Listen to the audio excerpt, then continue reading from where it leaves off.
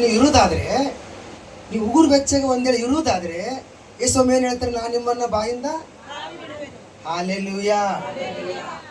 ಹಾಗಾದ್ರೆ ನಾವು ಹೇಗೆ ಇರಬೇಕು? ಬೆಂಕಿಯಾಗಿ ಇರಬೇಕು. ಹಾಗಾದರೆ ಪ್ರಾರ್ಥಿಸಬೇಕು.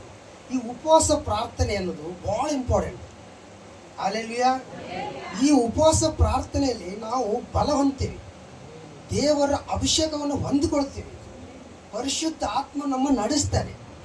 ನಾವು ಮನುಷ್ಯರು, ನರ ಮನುಷ್ಯರು, ನಾವು ಭೂಲೋಕದಲ್ಲಿದ್ದೇವೆ, ಅನೇಕ ತಪ್ಪುಗಳನ್ನು ಮಾಡ್ತೀವಿ. ನಾವು ನೋಡುವುದರಲ್ಲಿ, ಮಾತನಾಡುವುದರಲ್ಲಿ, ನಡೆಯುವುದರಲ್ಲಿ ಎಡುತ್ತೀವಿ, ಅಂದರೆ ತಪ್ಪುಗಳನ್ನು ಮಾಡ್ತೇವೆ. ಹಾಲೆಲೂಯಾ. ಆದರೆ ಆ ತಪ್ಪುಗಳನ್ನು ಸರಿಪಡಿಸುವ ಕೆಲಸ ದೇವರದು. ಅದಕ್ಕೆ ಹೇಳ್ತಾರೆ, ನೀವು ತನ್ನಗೂ ಬೆಚ್ಚಗೆ ಒಂದೇಳೆ ಉಗುರು ಬೆಚ್ಚಗಿರೋದಾದ್ರೆ ಡೇಂಜರ್. ಅದಕ್ಕೆ ಹೇಳ್ತಾರೆ ಪಾಸ್ಟ್ರು, ನೀವು ಪ್ರಾರ್ಥಿಸಿ, ಪ್ರಾರ್ಥನೆಗೆ ಬನ್ನಿ,